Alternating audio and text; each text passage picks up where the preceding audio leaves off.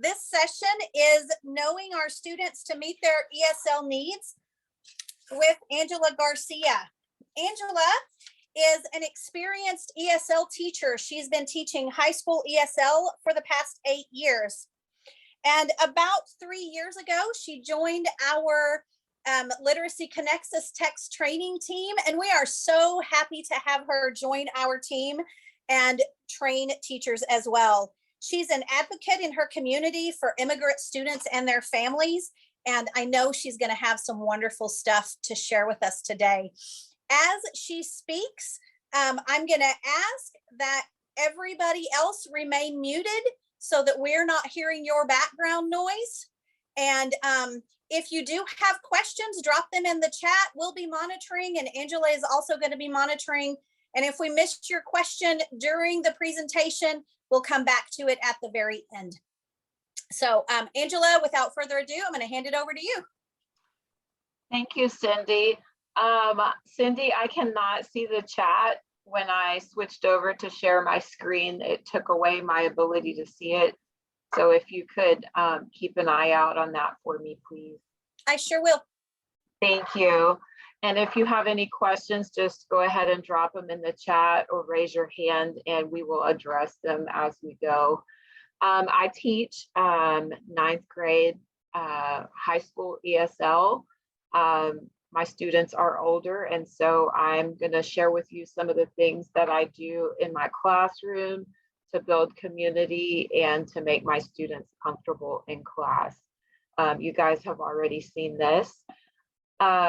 So some of the things that we're going to talk about today are building relationships with our students, creating safe spaces, building classroom community, and then meeting other needs of our students. Some teachers ask me, why is it important to get to know my students? And the reason that it's important is because I've worked with teachers that they're like, I'm just here to do my job. I'm just here to teach the kids. And the kids don't really open up to those teachers, and they don't feel comfortable talking to the teachers. And especially in the ESL classroom, we need our students to take risks with language. And so if they're not comfortable, then the students will not be willing to take those risks. So we have to create a space where our adult students and high school students are comfortable talking to us, talking to each other, and talking to other teachers. So building relationships with students. Some of the things that I do at the beginning of the school year is I ask the students how to say their names. It makes a huge difference if you can say it correctly or not. So I listen and I practice it until I get it right. Sometimes I'll even have students record it so I can listen to it. I have some Vietnamese students, and it's really, really hard to pronounce the letters correctly, and so I practice it a lot. We also play a game where we stand in a circle, and I play with them, and the first person will go, my name is Angela, and then the next person goes, her name is Angela, my name is Jose, and then the next person has to repeat all the names, and you go all the way around the circle. Each person is adding a name to the list, so they can remember each other's names. It also helps me too. And by the time you get to the end of the circle, everybody's trying to remember, oh my goodness, what was that name? And so then by the time we get around, everyone's gone and we've done all the names. It gets harder and harder. And so then when we get to the end, usually I'm the last one to go and I'll say all their names, and then we do it in reverse. So the people that came at the end, you only heard their name once. So now we're going the other way. You're going to hear it the same amount of times, and the kids really have a good time with that. And this could also be done in the adult classroom as well. I also like to use technology. I use a video recording app called Flipgrid, and I'll show you guys a little bit more about that in a couple slides. But I usually have my students introduce themselves on Flipgrid. If they need help knowing what to say, I can provide like a sentence frame or paragraph frames for the students to like fill in the blank, and then they can record themselves. And then also on Flipgrid, you can create dialogue going back and forth. And so I'll show you guys a little bit about that in a minute. Another way to get to know students is like an icebreaker bingo. Find someone won has a dog, or find someone who is from Mexico, or find someone who speaks 3 languages. And you can do the bingo however you want. You can do it with pictures, and then the students have to find someone that, like if you have a picture of a dog, then find someone who has a dog, or have a picture of someone that has, the picture may be a girl, find someone who has a sister, and you can fill in names, and they have to go talk to each other. You could have like a question on there that they have to say to each other, and then they can talk back yes or no and write the names on it. That'll help them get to know their classmates. Another thing that you can do is have like a show and tell.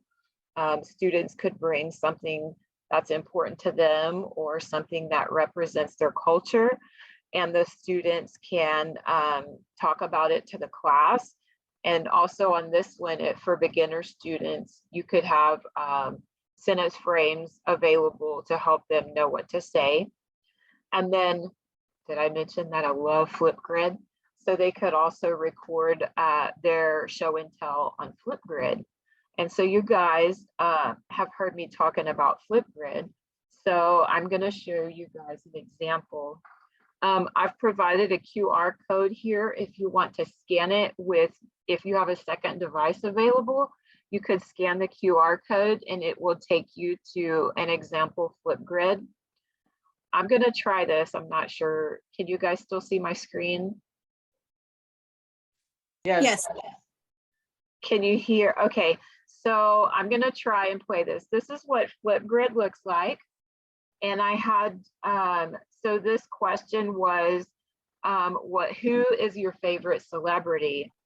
And so the kids can add a response here, or this adults, and you can see here I had several students record a Flipgrid response. And so I'm going to play mine. Can you hear it? No. I can see, but not hear. Okay, let me see.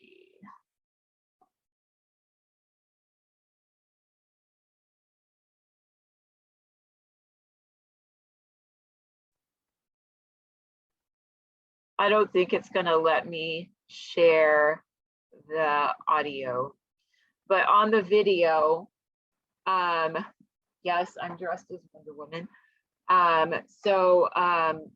I'm telling them that my favorite celebrity is Johnny Depp, and because he's a good actor, and Pirates of the Caribbean is my favorite movie. And so then my students all recorded a video responding back to it. And then also in Flipgrid, you can see on some, I have a couple of videos, you can add, like when you play a video, you can also add dialogue back. You can add, see right here, you can add a video comment. There's 2 comments. So this student responded back to the original post. Does anyone have any questions?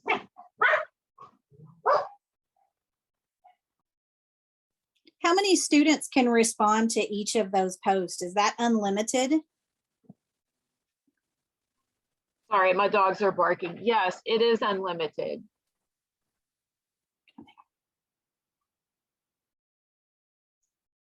Can we just go online and access Flipgrid Yes, you can go to flipgrid.com.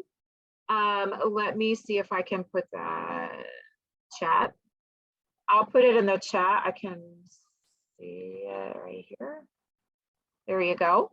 You can go to flipgrid.com and that will take you to the main website. And I can show you what the main website looks like. Here is might take a minute. So this is my profile. So this is the main page. You have to create an account. It's totally free. And then you can add different groups. So you could create a different group for each class that you have. So here I have my English language development and acquisition class. I'm on a dialogue with teachers from around the world. So that is here. For my school district that I work with, we have to do, when we interview, we do our introductions on Flipgrid. So this can be used for a lot of things. And then once you create your group, you can add, I mean, I have 252 videos. You can add all kinds of topics. And when you add a topic,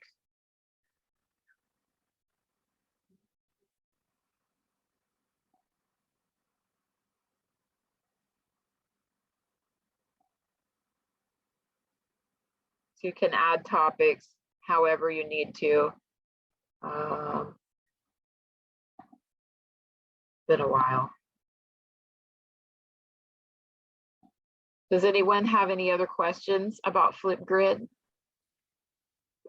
Oh, Angela, how difficult does students find it to use to kind of get used to Flipgrid the first time, especially if they don't have a strong tech background?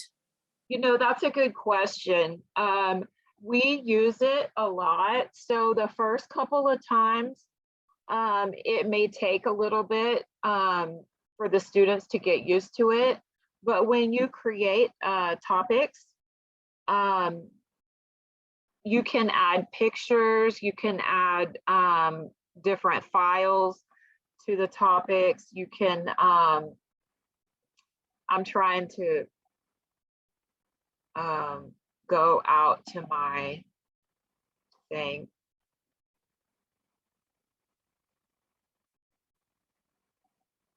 I'm trying to see if I can add a topic. My computer's running slow.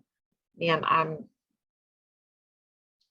but the kids, the first couple times you may have to walk them through it, but after they get used to it, it's very user friendly. And there's even an app that they could use from their cell phones. And for the teacher, you can either have the QR code for them. You can tell them to go to Flipgrid and put in your class code, and then they just go, you just tell them what the topic is and they go to it and they just add their video. And there's all kinds of little stickers they can add. They can add backgrounds. They've really added to Flipgrid since we've started. It's becoming very popular. I know I have some students who love it as well, but I haven't used it. I've only used it a couple times myself, so I'm very curious. So sorry, everybody, for all my questions. Is there a way to make it private? So can a student do their Flipgrid and it just be for you? Or yeah, okay. Yeah, there is a setting on here. For some reason, I am not able to edit. I don't know what I don't know what but you can set the settings to private. You can also set the settings to where the video has to be approved by you before it's posted for other students to see. That way you can weed out. Well, for my kids, I have to weed it out to make sure there's nothing inappropriate. So when you mentioned that you have Like when you have students with names that are difficult to pronounce, that you listen to them over and over. Is that on Flipgrid, or is that a different tech tool that you use? No, I have them do it on Flipgrid because for me, there are other tools you can use. But for me, Flipgrid is my go-to. It's just so user friendly, and I just have I have a grid there just for students to record their name. And I Cool. still practicing, and school's almost over. I try Awesome. so hard. It's so hard. Janine added in the chat, I know you mentioned you can't see the chat, that videos are available to learn more about how to use Flipgrid as well as other apps. And she added a link in the chat. So if audience members are interested in learning more, there are lots of additional videos out there. Yes, and you can send me a message. I'll be happy to share my grid or do a tutorial on Flipgrid. I'm going to go back to my presentation. Here we go. Can y'all see my presentation? Yes. Okay. I'm going to go ahead and go to the next slide. Maybe. So, oh, no, that's not the right one. Oh, yes, it is. So one of the things that we talk about is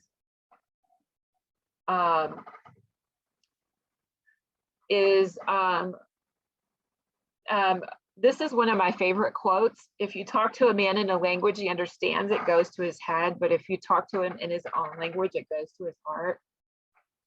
I have this posted in my classroom as a reminder to myself to try and learn some phrases of my students' home language. So just to let them know that their language and their culture is valued.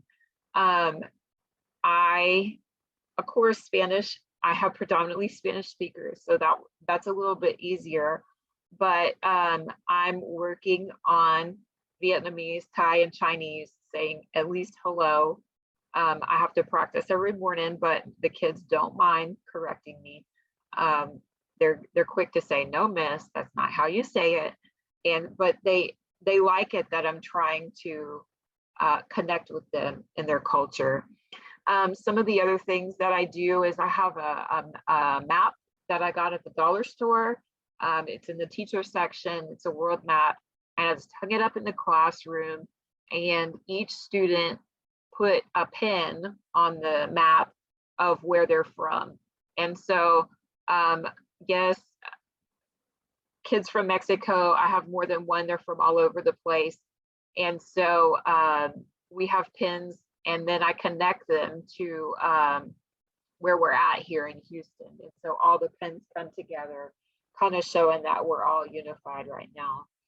I like to use technology a lot.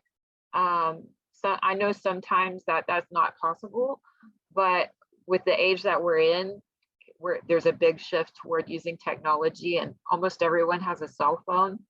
I like to use Bitmoji. You guys see these little pictures of me on the computer. It's called Bitmoji. It's like there's an app with Snapchat, and also I have it on my desktop as an extension. And so I use Bitmoji a lot just to dress up my presentations or set my background. So sometimes it helps my students know how I'm feeling. Sometimes I have kids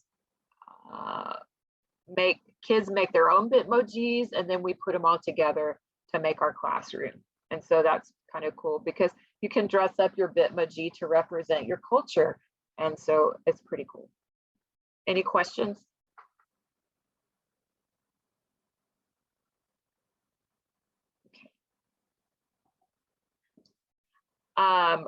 One of the other things you can do is create a word cloud with hello in different languages. There's a website called mentimeter.com, and you can set the link. I learned about this from my Global Teaching Dialogue class. Some of the teachers from Europe used this to create word clouds about different topics we were discussing. And so I thought using hello in different languages would be pretty cool to even make it as a poster in your classroom, or have a way to set a slide on your PowerPoint if you use PowerPoint. And then kids could add it in their language, and then you have one specific to your class. The next thing is creating safe spaces. This is my classroom. So we just have a lot of fun and do a lot of different activities. As you can see, there's a world map there in the background. I just try and make it comfortable for students. And I clown around. May the 4th, the other day, I dressed up and wore my Star Wars stuff. Just like to have fun with the kids and do different activities. We made Halloween gingerbread houses.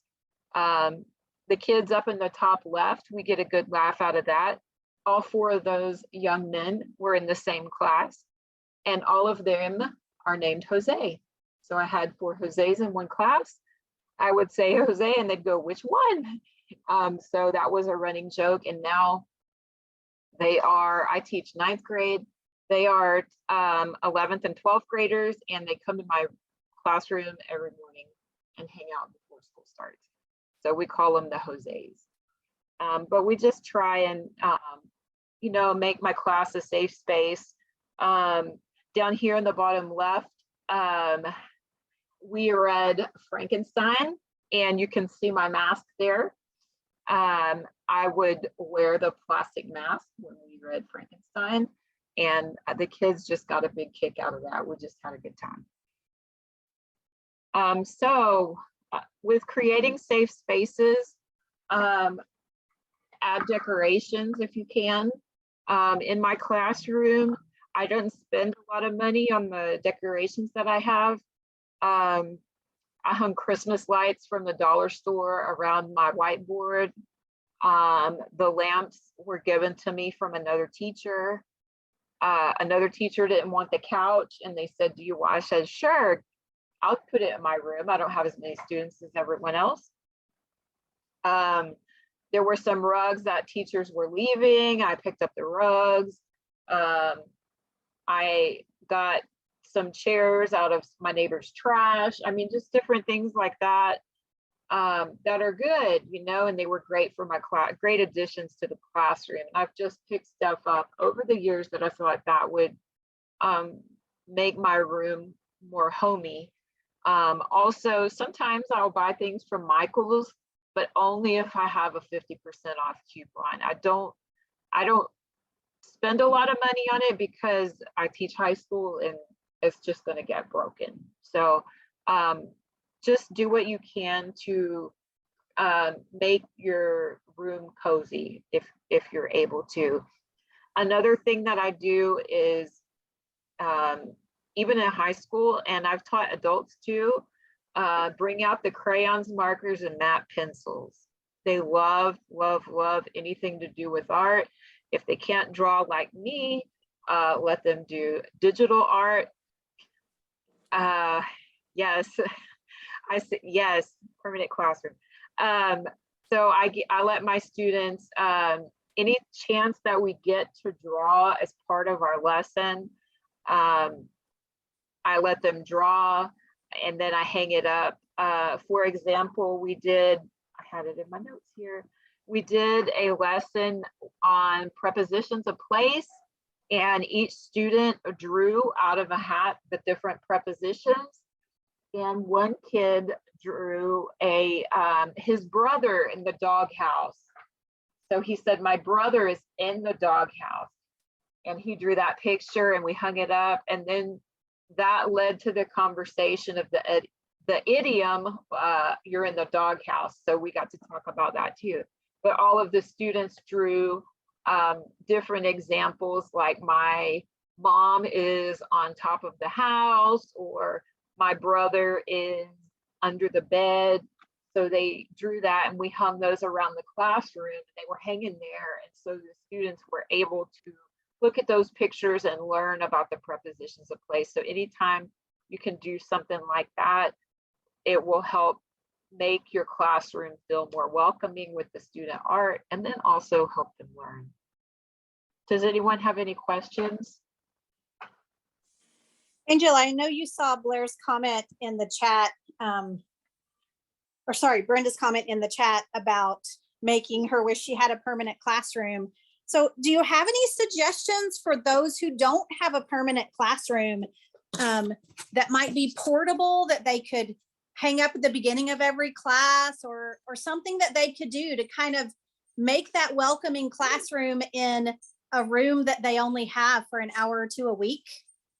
So I would suggest, like, if you have like a poster or something that you could just tack up real quick, like a map or like a welcome in different languages that you could hang up real quick, or that's kind of hard.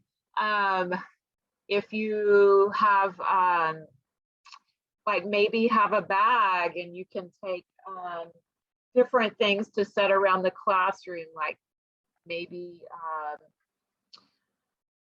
have like oh, the squishy things, just have them sitting around for students to squeeze, or I don't know. In another suggestion is, like, if you are in a classroom with a projector, if you can project maybe pictures that will calm, like, you know, just a landscape, or play soft music that the students, maybe a playlist that you create,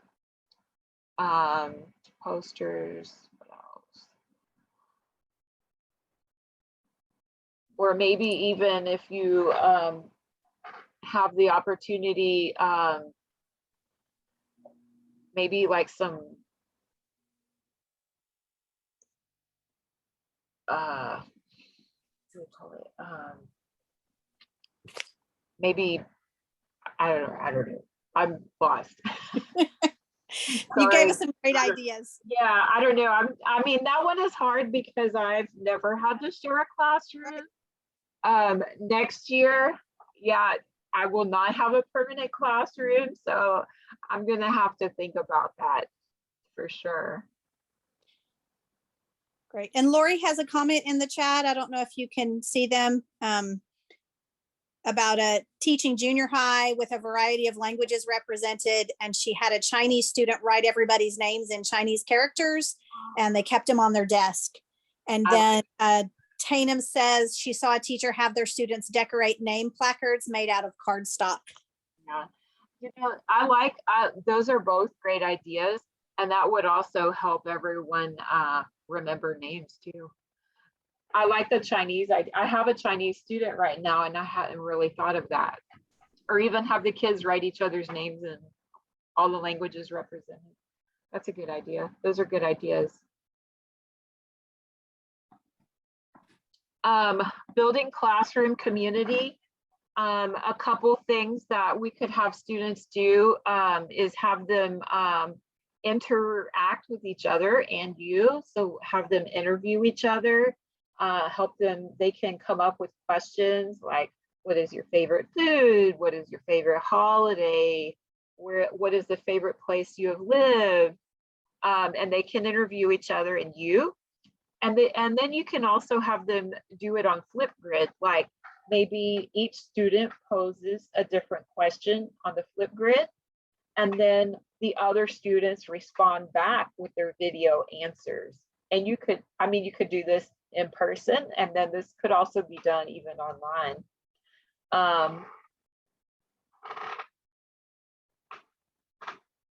Also, another way for students to connect with each other and with you is through WhatsApp or Snapchat.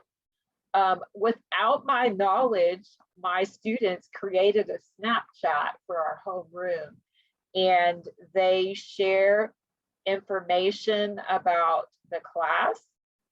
they share information about homework and they help each other. I thought at first it would be a problem with them like taking pictures of the work and sharing, but that has not been a problem. They're not copying, which really surprised me. They're all trying to work and learn from each other. And so that's really good. And it was very helpful because I had about 20, we have 2 semesters. We have 1 semester starting in August, and then after in January, we have a second semester. And so at second semester, we had about 20 new students, which totally changed our class. And so the students that had been there all semester were helping the other kids like catch up. They were teaching them, beginner of the basics. My name is, I am blank years old. I mean, they were really helping them, and they still are helping them get caught up. Another thing that we do is we have a potluck. At Thanksgiving, I cook turkey and macaroni and cheese, and then all my students brought a dish from their own country, and we had a good time with that. Also, that's part of sharing their culture. Sometimes you could have students do like a little presentation on their culture. They could bring their own dish. I also try and look ahead of time about what days are like if there's a certain day that's important to my students, like Cinco de Mayo or something like that, and make sure I bring that up in class. Maybe we have some kind of celebration, or we have chips and queso or something like that in the classroom, and just try and make it important. Try and make sure everything's important. I do sometimes order things from Amazon to help make those days special, or maybe I'll hang little decorations around the class. Yes, you could do Flipgrid with that. Kids can talk about their favorite family tradition. On Flipgrid, you can add little stickers to make your video special. You can add crowns, or you can dress yourself up. So they could also add that to share their home culture. Also, Bitmojis, as you can see, this one is for Kwanzaa. You can dress your avatar up how it, to represent the holiday, things like that. And so I wanted to show you guys some pictures. This was our Thanksgiving potluck, and you can see my turkey. Some of the students have never had turkey, and so that's why I brought turkey. And as you can see, this countertop goes across the entire back of my classroom, and it was full of food. It was very interesting because I have students from Thailand, Japan, Mexico, Vietnam. And so the students from Mexico have brought tamales, salsa, Takis, and my Vietnamese student brought Vietnamese coffee. They brought some different candies. We had ceviche. And so it was very interesting to see my students from Mexico trying Vietnamese food, and then my Vietnamese students trying to eat tamales and hot sauce and Takis. If you guys know what Takis are, they're really hot. And so the Vietnamese students were like, they're not used to the food that spicy. And then I always try and take advantage of anything that's going on. We were doing a unit on the Grinch, and then I happened to hear through the grapevine that we had a Grinch costume in the building. And so one of our school principals dressed up. So anything you can do to introduce American culture to students and to take advantage of their culture. I have a picture here of biscuits because in the picture here, none of the students, none of my teacher's aides had ever had biscuits and gravy. And so I thought, well, we're gonna have biscuits and gravy. And so I brought biscuits and gravy, and the kids brought things that they like to eat for breakfast, and we got to try different things. It was just a really fun time. I need to hurry up because I'm getting short on time. The last point that I want to cover is meeting the needs of our student, not just educational. Am I out of time? No, not at all. You have Okay. 20 more minutes. Okay, so not just meeting the educational needs of students, but also meeting, building support in other areas. And so I put these pictures here because they represent some of the things that our students might need outside of school. We have kids that they need help with food, transportation. Their families need help with interpreting services. The families need help knowing where they can go to get health services. Where can I take my kid to get shots? Because when they come here, the kids have to get all the shots our kids get from kindergarten through 12th. I mean, they get tons of shots when they come. So where can we go get shots? What do I need to do to register my student at school? How do I get housing? All of these things are my students have brought up. These are things that they needed help with when they came to the United States. And so helping our ESL students and families navigate these kinds of resources are helpful also. My students, I would ask them, what can I help you with? Is there anything else that I can help you with? And they would just tell me, because I've already built those relationships with my students, and they just tell me, I don't know where to go to get shots. They're going to kick me out of school because I don't have shots. So we talked with the nurse, where can they go to get shots? So advocating for the families and helping them get what they need, we're in a position to do that. And sometimes they just don't know who to turn to. And so that's really important.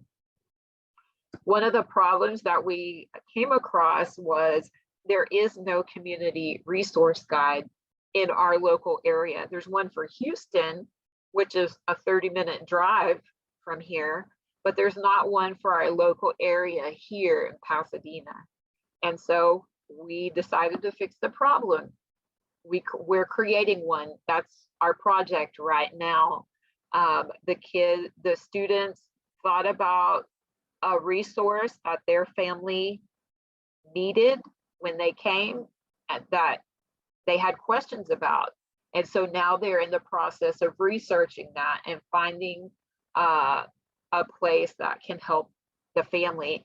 And what we're going to do is each student is creating a poster with information. They've researched it. They've wrote a little blurb about what it is, why it's important. How does that organization help immigrant families?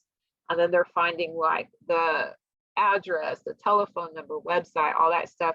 And they're creating a one-page poster that we're going to put all this together for and give to families when they come to our school district, like a community resource guide. Does anyone have any questions? Thoughts?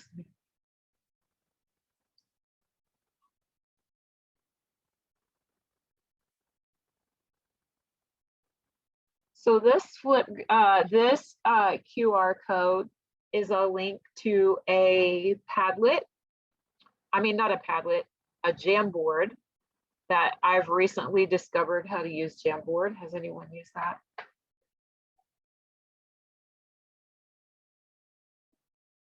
So Jamboard is, you guys can see it right here. Let me see if I can share the link in the chat. I'm going to drop the link in the chat here. And you guys can go on the Jamboard. And I have two questions. How do you get to know your students? And what questions do you still have? And all you have to do is go to a sticky note, type your answer on there, and then you can post it. and just click save, and then you can put it on there. And you can remain anonymous if you want, or you can put your name.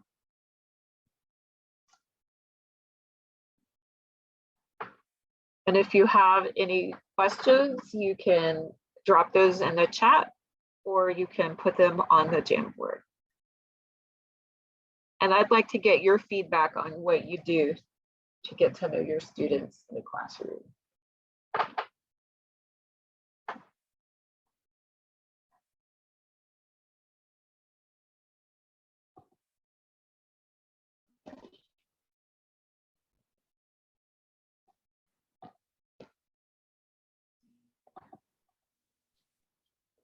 So Angela, while people are doing their Jamboard, I just want to make sure you saw the last few comments in the chat. So Brenda says, thanks, Angela, great ideas and encouragement. I said, what an amazing idea. That was about the community resource.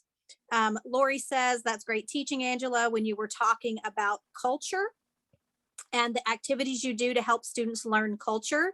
And then we had 3 other comments that people might want to talk about a little more. So Sharon says, a good reminder from Angela to leverage the classroom digital screen, not just for teaching slides, but also for creating atmosphere. It's a powerful tool. Michelle says, when making name tents, you can use different colors for grouping and put names on both sides, which is especially helpful for refugees who don't know how to spell their names in English. And then Lori added about interrogatives. When studying interrogatives, doing interviews is great. I've also done them on Flipgrid, and I also had them write questions and interview their own parents about their home country and culture.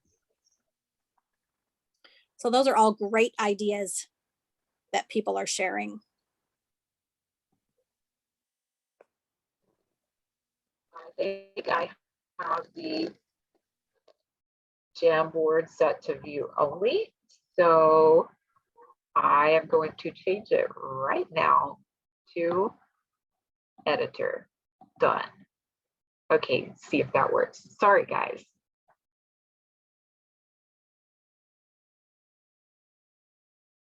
Did that work?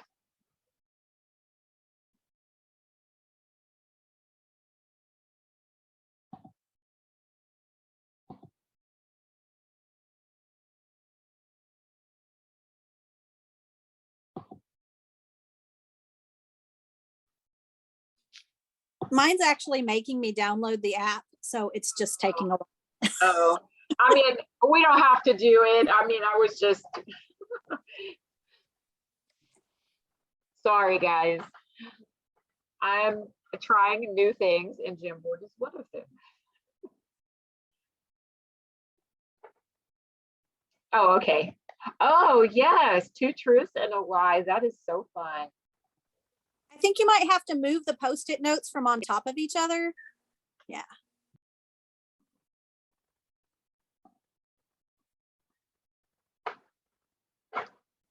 Yes. And then there's a second one.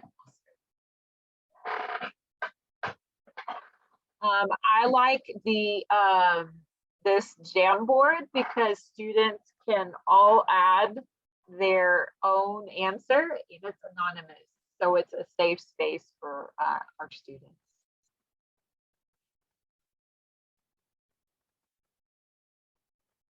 The stick figure, yeah, I would be drawing stick figures too. I think that would be fun. Do they draw it on their do they draw the picture on their name tag, or yes? Oh, that's cool.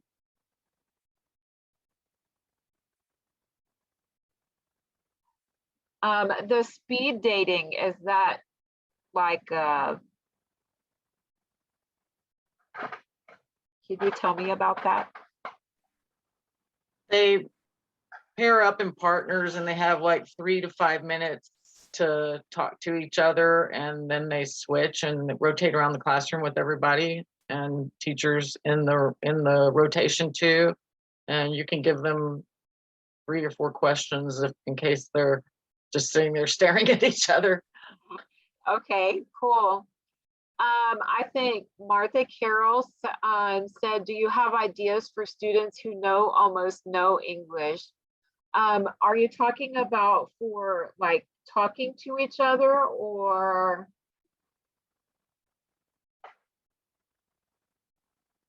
Because the students that I have at the beginning of the school year, a lot of them know nothing. Oh, yes. So sometimes for students that don't know any English, I use a lot of drawing pictures. And especially since I have kids in my room that a lot of kids speak Spanish, but I have kids that speak Vietnamese, Thai, and Chinese. And it's hard for them to communicate. So a lot of times they'll just draw pictures to communicate. They'll be like, they'll say dog or something like, they'll draw pictures to try and talk to each other, and then they'll write. And then, or if they're asking me a question, I'm like, I don't understand, they'll draw a picture and then I'll write the word in English and we'll practice saying it. But we hardly ever use Google Translate.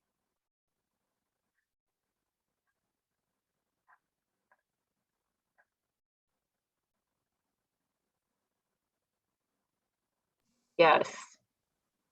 I like the refugees with no English skills and learning from students. I learn a lot from my students.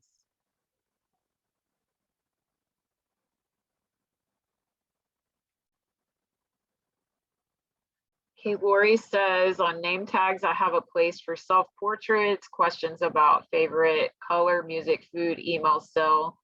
We use them throughout the year.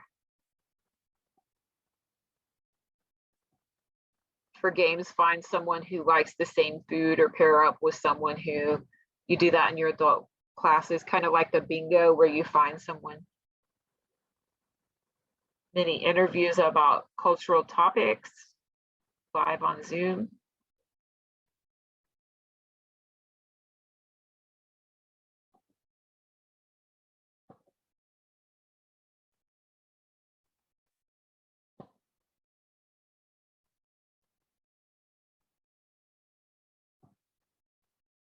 Does anyone have any other questions?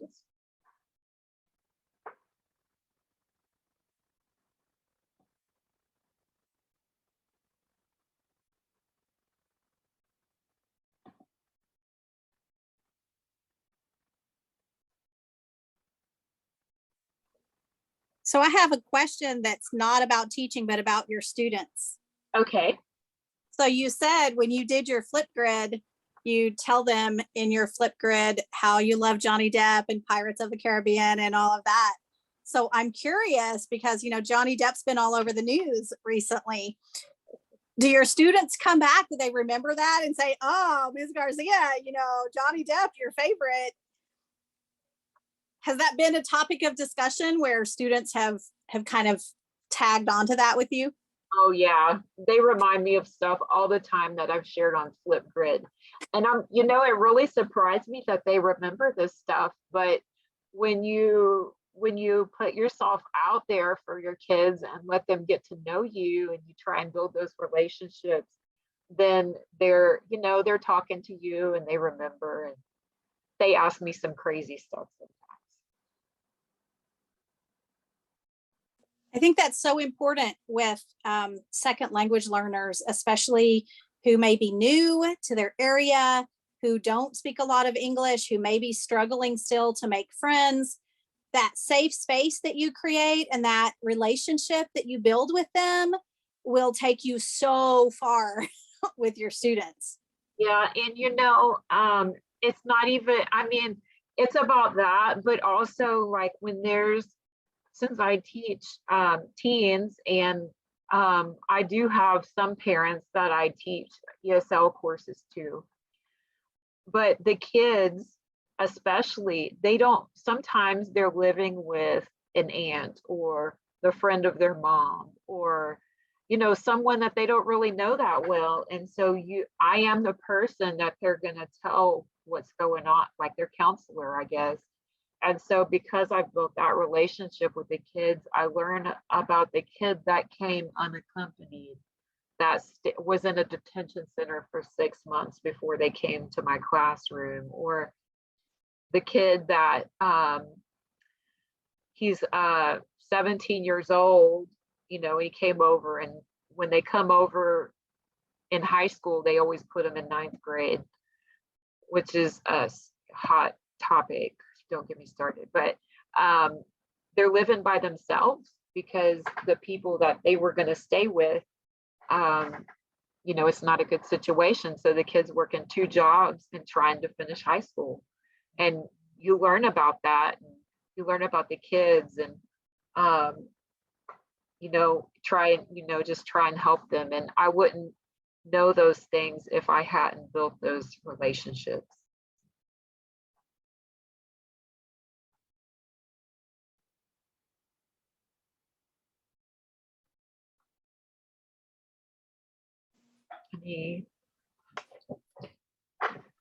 I have a question, Angela. This is from Lori.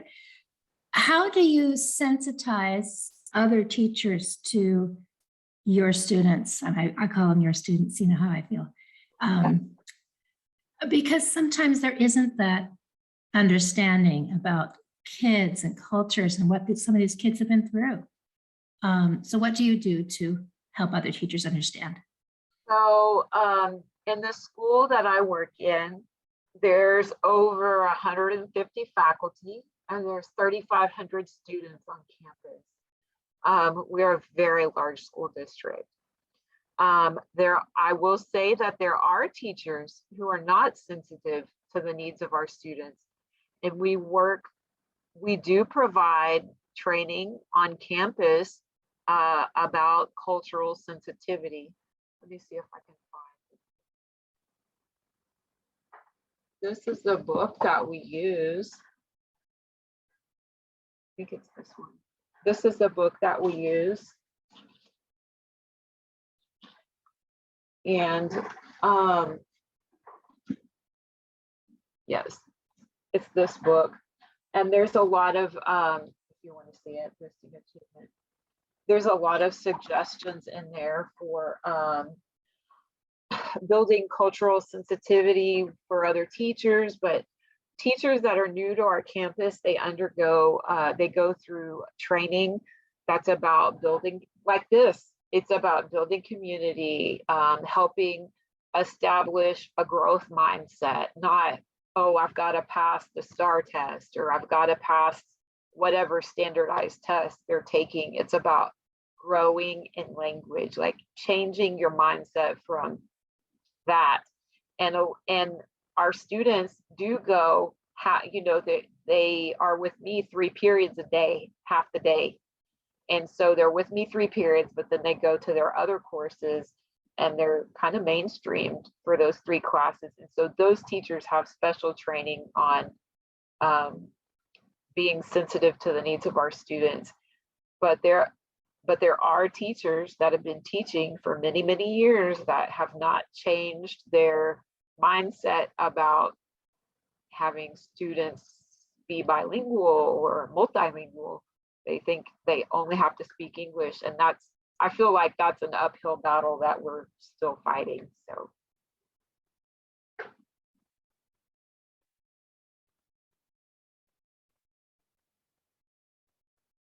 Any other questions?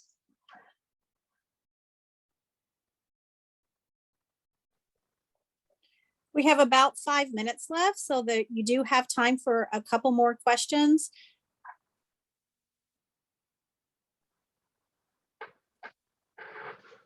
Also, I have another book. I have lots of ESL books, but I really like this one too. Pathways to Greatness for ELL Newcomers by Dr. Izquierdo.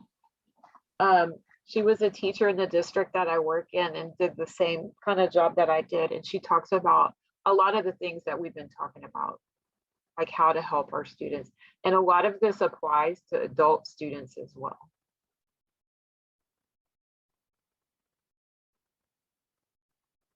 Michelle says in the chat, Martha or anyone, if you would like to talk sometime about working with Pashto Dari speaking women, please let me know. I've been working with these sweet women for the past 3 years. I would like to hear your experiences also.